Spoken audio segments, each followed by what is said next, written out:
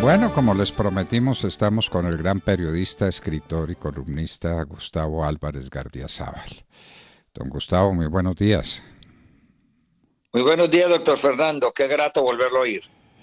Pues un gran placer para nosotros y un grande honor. Y aquí, pues confundidos y aterrados con lo que está pasando allá en su tierra, en Tuluá, con espectáculos tan lamentables como el incendio y la destrucción de una de las joyas arquitectónicas de esa ciudad, del Palacio de Justicia, nada menos que eso.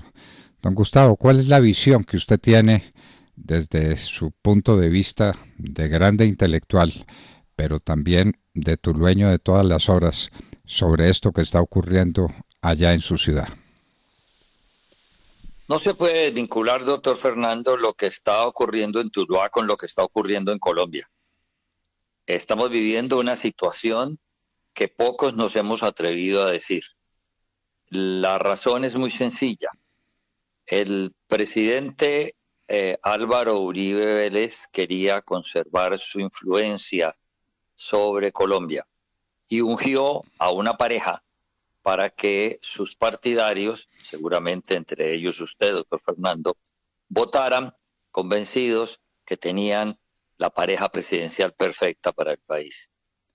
Lo que ha sucedido desde estos últimos días y una serie de episodios desde cuando se posesionaron nos indican muy a las claras que han terminado generando un estado de cosas en Colombia que terminan produciendo a su vez espectáculos grotescos como el de la quema del Palacio de Justicia de Tuluá.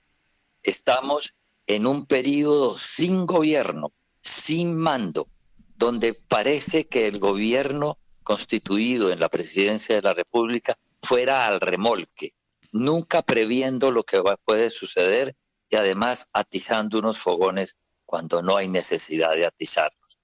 Allí comienza el problema que terminó en Tuluá con la quema del Palacio de Justicia.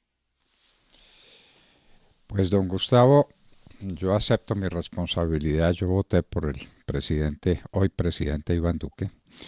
Yo le hice unos reportajes donde sacaba en limpio y en claro que él quería hacer un gobierno como el que hizo Álvaro Uribe, basado en la seguridad democrática y en el desarrollo económico. Es que sin desarrollo económico no hay paz, no puede haberla. Eso lo dijo el pontífice y parece que no le creyéramos, Pablo VI. El nuevo nombre de la paz es desarrollo económico o el desarrollo económico es el nuevo nombre de la paz.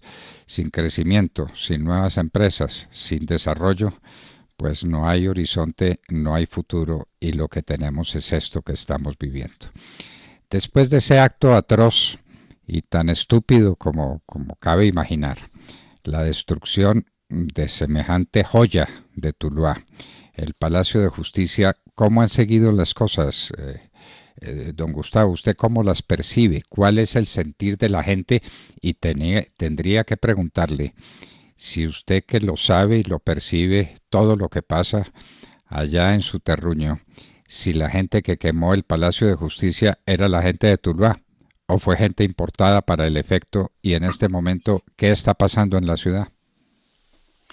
De la misma manera que decía que no podíamos desvincular lo que está sucediendo con este desgobierno, también tengo que decir que lo que está pasando en Tuluá no se puede desvincular de lo que está ocurriendo en el Valle del Cauca.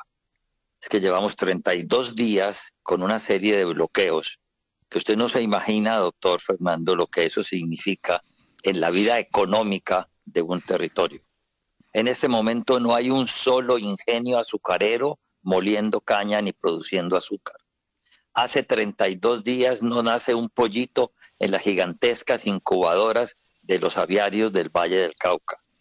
En este momento hay muchísimas más empresas quebradas que las que había hace 35 días. Cuando ya el COVID las dejó aporreadas, durante estos días son muchas las que han cerrado. Es una situación muy difícil que obviamente se siente en una ciudad cuando se va al supermercado, se trata de comprar 2 libras de arroz y le dicen no las podemos vender sino una para que nos alcance a todos. Tanto que temimos que nos fuera a pasar lo de Venezuela, y nos está pasando en el Valle del Cauca. Y de la misma manera nos hemos encontrado con que la esperanza y la solución la manejan muy mal. Porque usted y yo, que hemos leído El arte de la guerra de nuestro amigo Sun Yat-sen, ya nos encontramos de pronto con que aquí están haciendo las fuerzas representativas del Estado lo contrario de lo normal. Dice el presidente de la República y ordena por televisión que se tomen las barricadas. Y resulta que se toman las barricadas, sí, en la madrugada, rompiendo esquemas y traicionando lo que habían conversado hasta las 6 de la tarde. Pero bueno, se toman como operativo militar las barricadas. Y 2 horas después de que las limpian, se van. Es elemental en ese librito de la guerra que todos deben haber leído, los que están haciendo la guerra, pues que cuando se toma una posición hay que tomársela, defenderse y quedarse en ella. En Cali ha pasado esta semana lo mismo. El presidente fue, se paseó por algunos sitios, lo abuchearon, otros lo aplaudieron, dio la orden de levantar las barricadas de Meléndez. 2 horas después, la barricada de Meléndez queda a 400 metros del batallón Pichincha. La barricada de Meléndez la levantaron y 2 horas después estaba nuevamente hecha. Entonces, cuando uno ve que no hay una consistencia entre la política del diálogo y la del garrote, entre la política de la zanahoria y la del palo duro y la del látigo, cuando se ve que las determinaciones adoptadas no tienen una coordinación, pues uno tiene que empezar a sufrir las consecuencias en pueblos como Tuluá, donde la escasez es la que ha abundado durante este periodo. La escasez en Tuluá, los ingenios cerrados, no hay que comprar y lo que llega, llega por una cosa que llaman como corredores humanitarios. Es decir, que los del paro dan permiso para que lleguen algunas cosas, don Gustavo. Es que aquí resolvieron decretar un estado de guerra y aplicarle normas del estado de guerra, y como tal se inventaron la fórmula de corredores humanitarios que usted sabe que se dan durante la guerra. Pero el problema es que quienes están administrando a Colombia en este momento no han leído historia, doctor Fernando. Quienes están haciendo desde las barricadas el esfuerzo por cambiar el gobierno solamente tienen la instrucción del Twitter. Entonces nos estamos repitiendo y ni siquiera estamos entendiendo. El Palacio de Justicia de Tuluá fue construido con la plata con que miserablemente los Estados Unidos nos pagaron el robo del Canal de Panamá. Eso no lo sabían ni siquiera los que lo quemaron.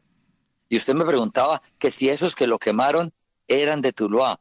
Sí, la gran mayoría pertenecen a unas barriadas que han sido localizadas, estudiadas y determinadas por las autoridades judiciales y policiales, donde hay bandas enfrentadas, negocios de narcotráfico, etcétera, etcétera. Es posible que muchos de ellos no tenían ni idea que el Palacio de Justicia de Tuluá haya sido construido con la plata que le pagaron a Colombia por robarnos Panamá. Es posible que ninguno lo supiera.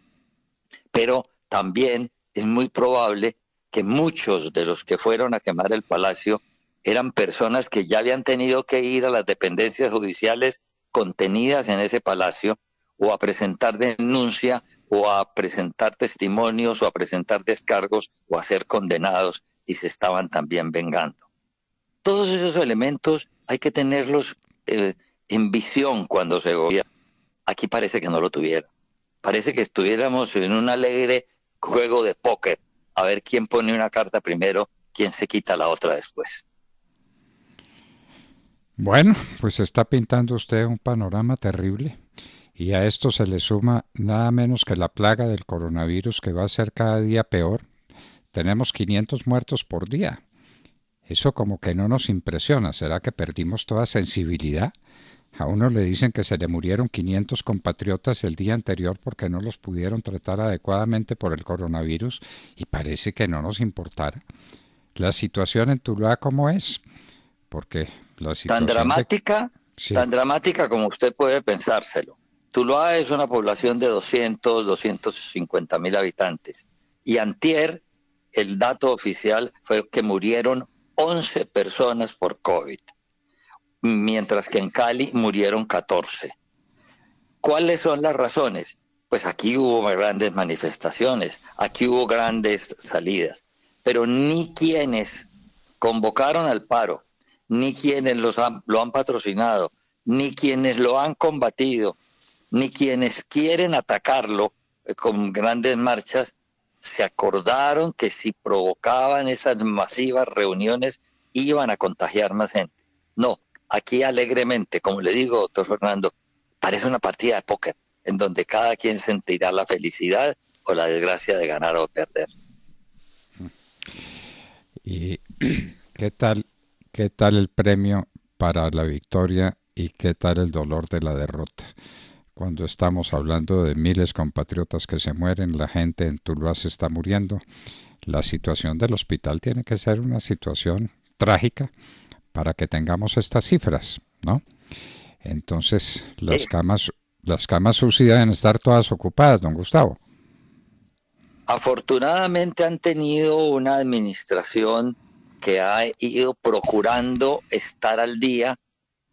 Cuando vacunaron, garantizaron que todos los que nos íbamos a vacunar teníamos la segunda dosis ahí guardada y no se tuvo el problema del descontrol en muchas partes donde mandaron a la gente a esperarse más de una semana en la batalla.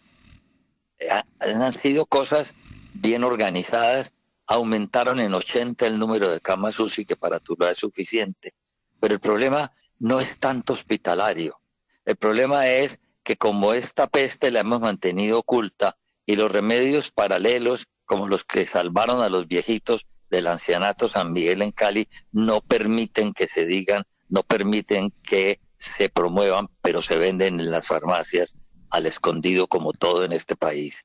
Como en esas circunstancias no tenemos esperanza cuando nos pica el bicho, que el más allá que la muerte, en esas circunstancias, doctor Fernando, yo creo que vamos a alcanzar cifras inusitadas y nos habremos acostumbrado, porque aquí, mire que hasta este paro tan horrible, hasta estos bloqueos sin nombre, nos estamos acostumbrando en solo 30 días. Increíble. Increíble que seamos capaces de acostumbrarnos a la tragedia. Increíble. Don Gustavo Álvarez Gardiazabal no sabe cuánto agradecemos que nos haya hecho estas reflexiones que van mucho más allá de una simple descripción del dolor inmenso que tenemos todos los colombianos. ¿Dónde está el gobierno? ¿Qué es lo que está haciendo? ¿Dónde están las ideas claras para manejar el país en semejante incertidumbre? Don Gustavo Álvarez Gardiazabal, muchas gracias por estar con nosotros en la hora de la verdad. Doctor Fernando, muy amable, y me permite una pequeña ñapita.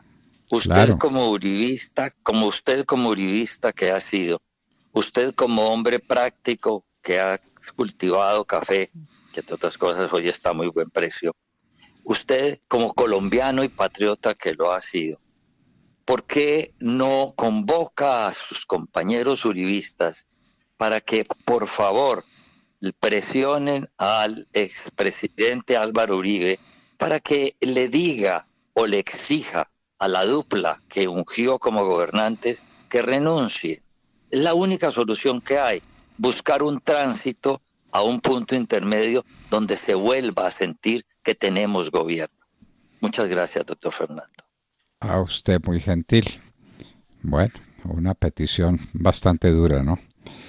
Pedir la destitución del presidente Duque en esta o en cualquier circunstancia. Es un hecho heroico, lo propone Gustavo Álvarez Gardiazabal en medio de estas circunstancias atroces que vive el país.